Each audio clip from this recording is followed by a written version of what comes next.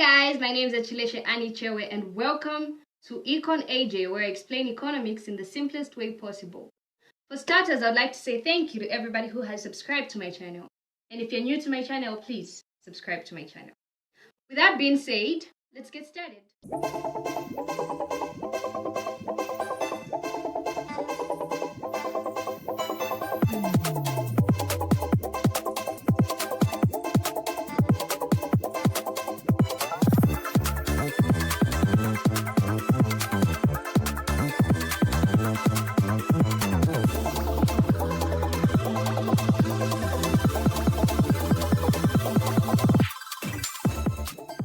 Video, I will be explaining supply and demand.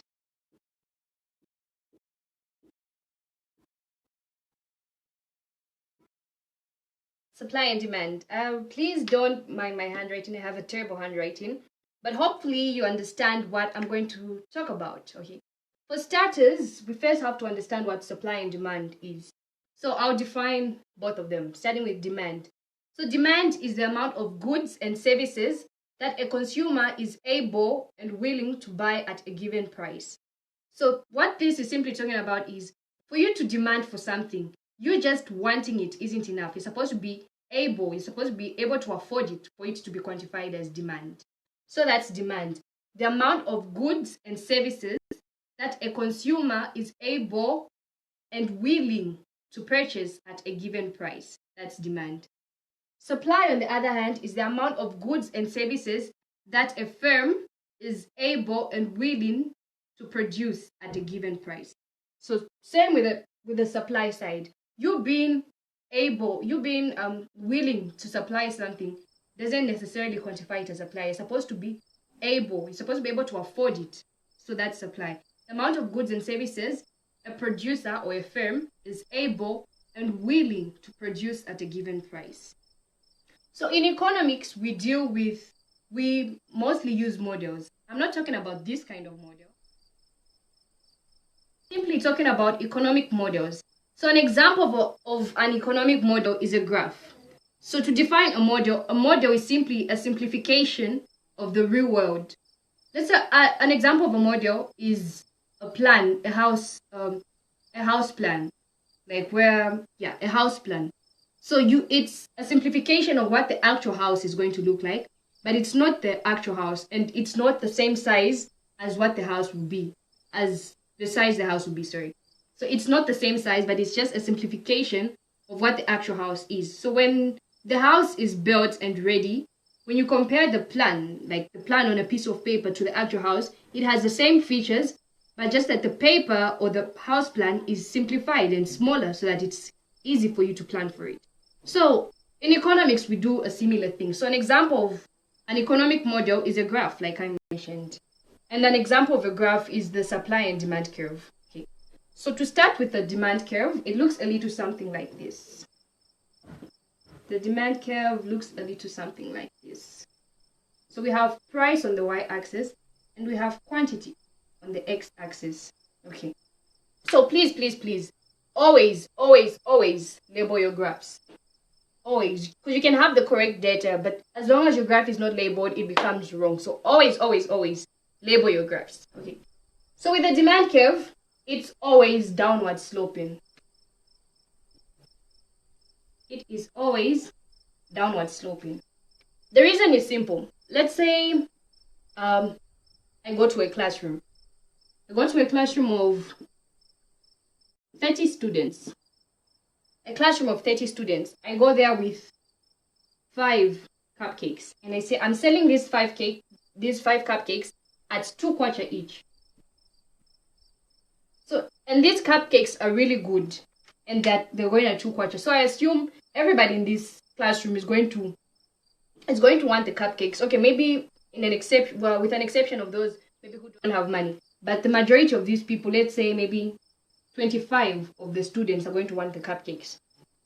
So if I decide to increase this price to maybe 5 kwacha, I say, okay, these cupcakes are now going at 5 kwacha.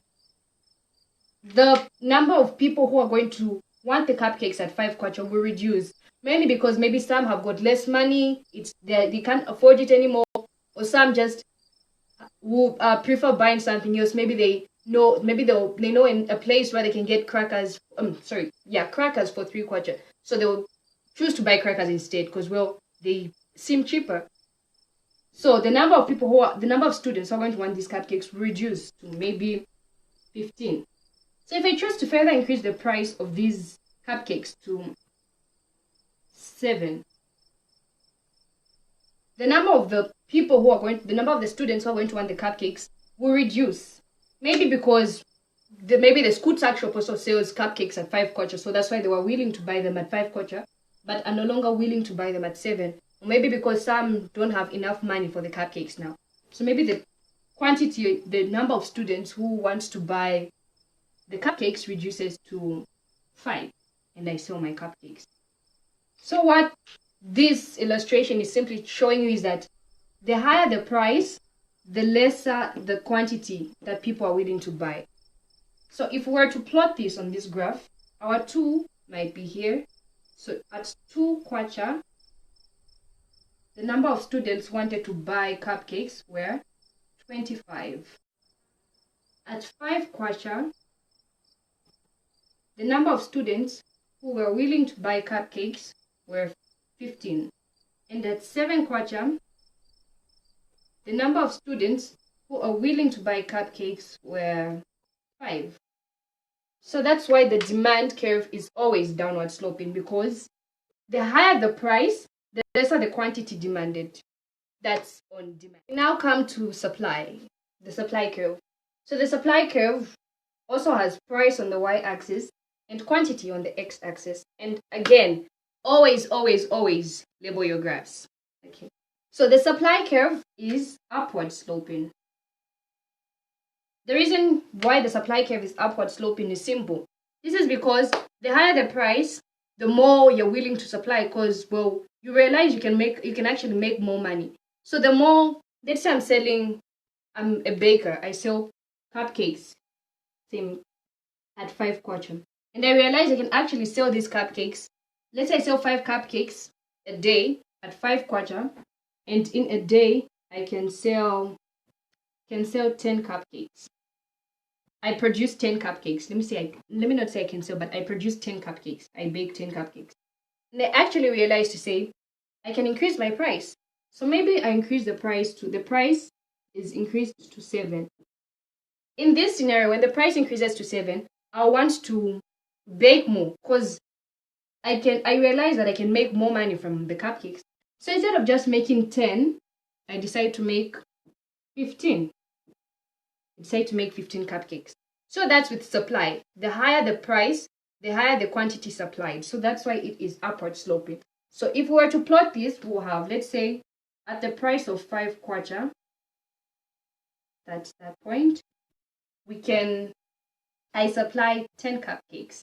And at the price of 7 kwacha, I supply 15 cupcakes. So that's the supply curve. So the supply curve is always upward sloping. Having an understanding of what supply and what demand are, we can now come to the equilibrium. Okay.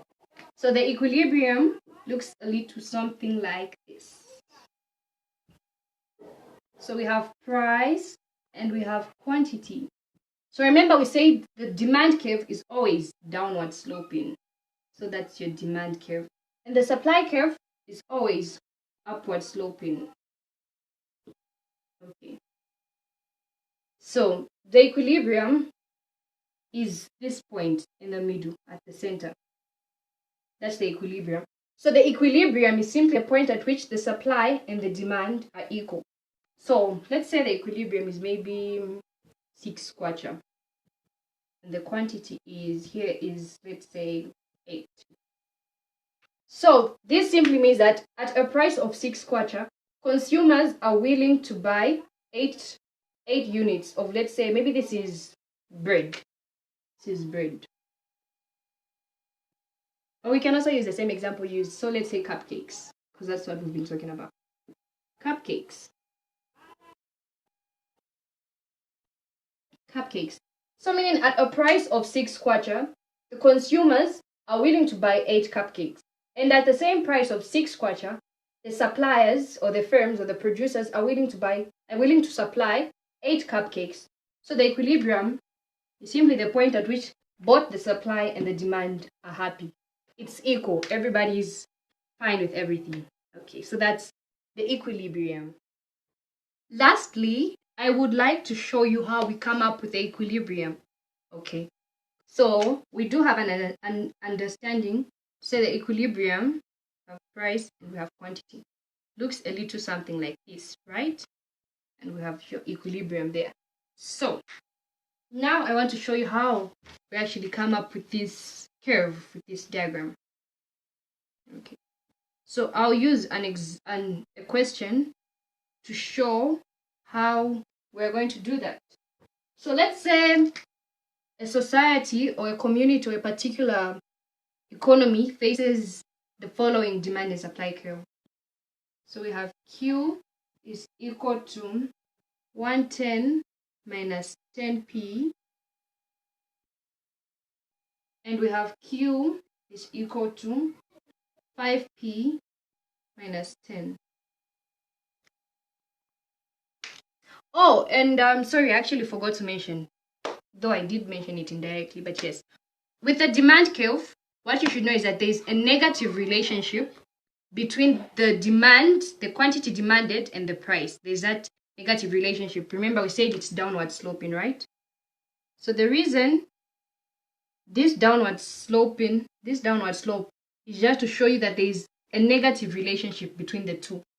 When one increases, remember we said when the price increases, the quantity demanded reduces. So that's a negative relationship. And with the supply, it's upward sloping because there's a positive relationship. There's a positive relationship between the price and the quantity. So when the price increases, you supply more. When the price reduces, you supply less. So there's that positive relationship. There's in the supply positive relationship. The demand, there's that negative relationship. So sorry, I forgot to mention that. So sorry. Okay. Let's say the question says, okay, so the question says an economy faces the following demand and supply curve. For this particular question, we're told which one's the supply and which one's the demand, although I haven't indicated that yet. But there are some questions that will just come with the equations like that. So they want you to say this is a supply and this is a demand. So I just want to show you how you can know which one's the supply and which one's the demand equation. Okay. So my marker dropped. Okay. So we have Q is equal to 110 minus 10p. So at the back of our heads or of our minds, we should remember that with the demand, there is a negative relationship. And with the supply, there is a positive relationship. This is all between price and quantity. Okay. So with this question, when we look at the first equation, it says Q is equal to 110 minus 10p. And the second one says Q is equal to 5p minus 10. So when you want to tell which one's the demand, which one's the supply, you can ignore the constant. The constant is simply the number without a variable. Okay, so you can ignore the constants. So you just focus on P and Q. In the first equation, P is positive, Q is negative. In the second equation, Q is positive and P is also positive. So from this, we can see that there is an inverse relationship between these two. This simply says when this is increasing, this is reducing, or vice versa. So there's this negative relationship. There's this inverse relationship. But with this one, there's this positive relationship. Or if you want, you can use the basic rule from mathematics. You just multiply the signs. So positive times negative, that's negative. Positive times positive, so that's positive. In a case where we had maybe Q was negative and supply and price is also negative, you can also say negative times negative, so that's positive. So that's how you know to say this is a negative relationship or it's a positive relationship.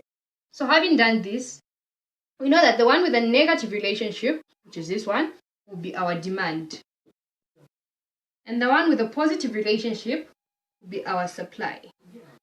So I hope this is clear on how you can know which one's which one's the demand and which one's supply. Remember, we simply got our two variables Q and P and got their signs. So P is positive, Q is positive, P is negative. And from this equation, Q is positive and P is also positive. So we multiplied the signs and came up with this. So this is my simple trick of how I know which one's the supply and which one's the demand. So we have that. So the one that gives you negative is the demand, and the ones that give you positive are the supply.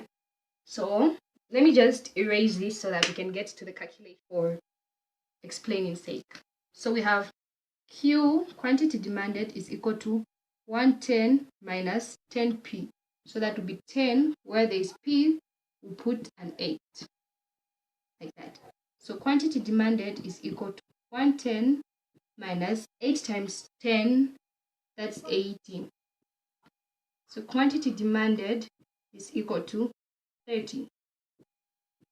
So we can also use the quantity supplied formula. So quantity supplied, I hope you can see, okay, is equal to 5, where there is P, we put 8, minus 10. So quantity supplied is equal to 40 minus 10. Quantity supplied is equal to 30. So you see, our quantity supplied and our quantity demanded are equal, and the prices are equal. So I'll just erase this so that we can have room of where we can draw our curve, we can draw our graphs. Yeah, so let me just quickly erase this. Okay, so I hope you've kept the figures or you've written them down somewhere.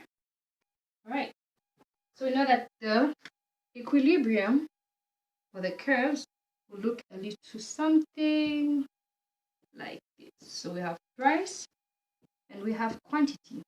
So the demand is downward sloping and the supply is upward sloping. So the price we found was 8 and the quantities we found were 30. So this is equilibrium. So we have demand and we have supply. I'm sure most of you might be wondering why my supply curve is starting from here. So I'll come to that. So let me just shorten this so that I can have room for calculations. Okay. Sorry, no R. That's just S. Supply. Okay. I hope you can see. Okay. From our equations, we have Q is equal to 110 minus 10P. Minus 10P. So this is our demand equation, right? Okay. So from this demand equation, we want to find this point, and this point. Okay. And we know that here we have a zero mark. Okay.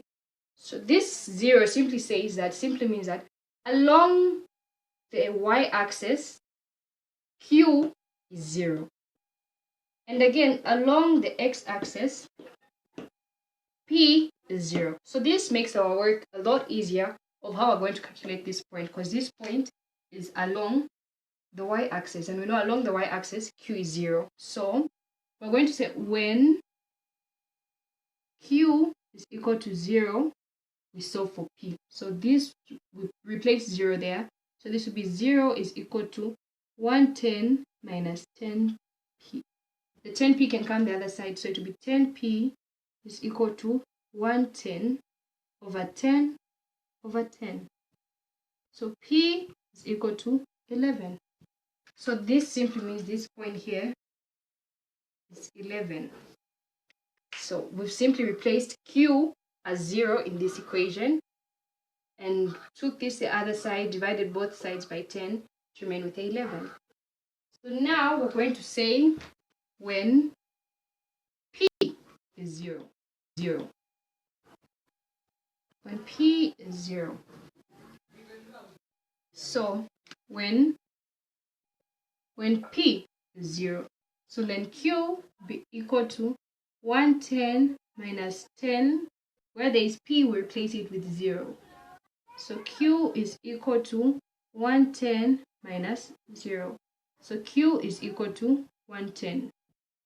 Simply replace P as 0 in this equation. Multiplied 10 times 0, that's 0. Then 110 minus 0, that's just 110. So this point down here is 110. So this is for the demand. I hope you've seen the points at which I'm putting the points I'm putting the numbers at. So I'm putting them at the numbers on the demand curve. Remember, this is our demand curve. So I'm putting them on the demand curve at these points because I've used the demand equation. So now we can move to our supply.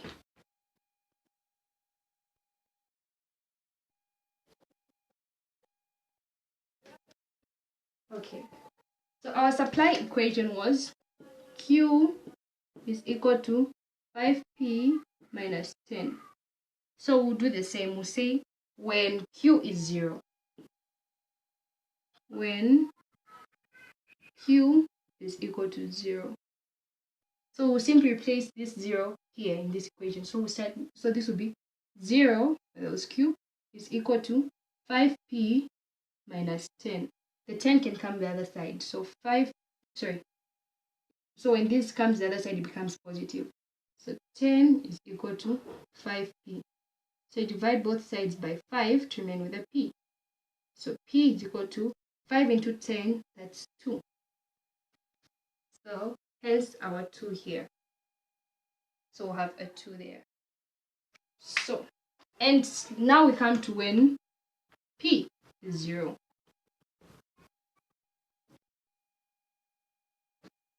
So when P is 0, this simply means we replace this P here with 0. So Q is equal to 5, 0 minus 10. So Q is equal to 0 minus 10. Q is equal to negative 10. So negative 10 will approximately be somewhere here, the negatives, negative 10. Meaning, so we have a point there. So if we were to extend this line to come a little something like this, right? Sorry, to be something like this, like that, negative 10. We have our 2 here.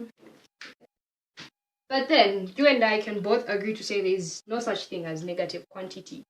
So that's why most supply curves simply start from here, because we ignore the negatives. We ignore the negatives because a supplier can't produce negative goods. It can't produce a negative good, negative number of goods. Okay, so that is how we come up with our equilibrium and show the graphs and show the parts at which it will be. So we have our equilibrium there. Equilibrium price is 8. Equilibrium quantity 30. We have the price there 11. The price there 2. The quantity there 110. Okay. So the area above the equilibrium but below the demand curve, I'm simply talking about this area. This is the consumer surplus. Let me write it in full. Consumer surplus.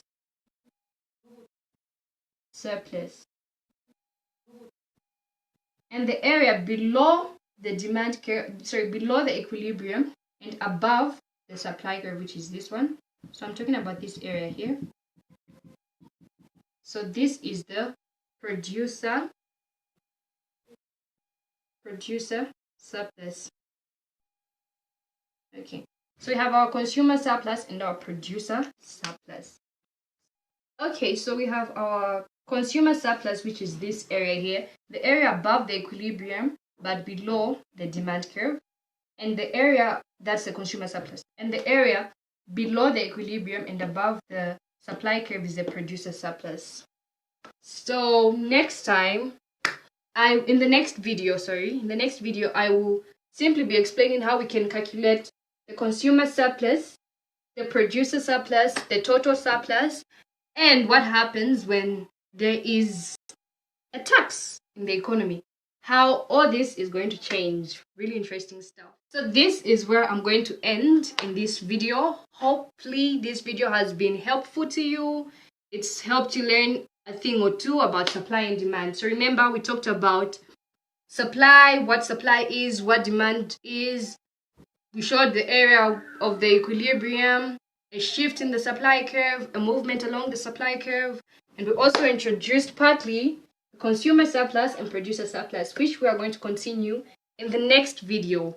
Thank you for watching. Please subscribe. If this video has been helpful, please like it and leave me a comment in the comment section on what you would like to learn or what you didn't clearly understand, and I'll gladly get back to you. Thank you for watching, and bye-bye.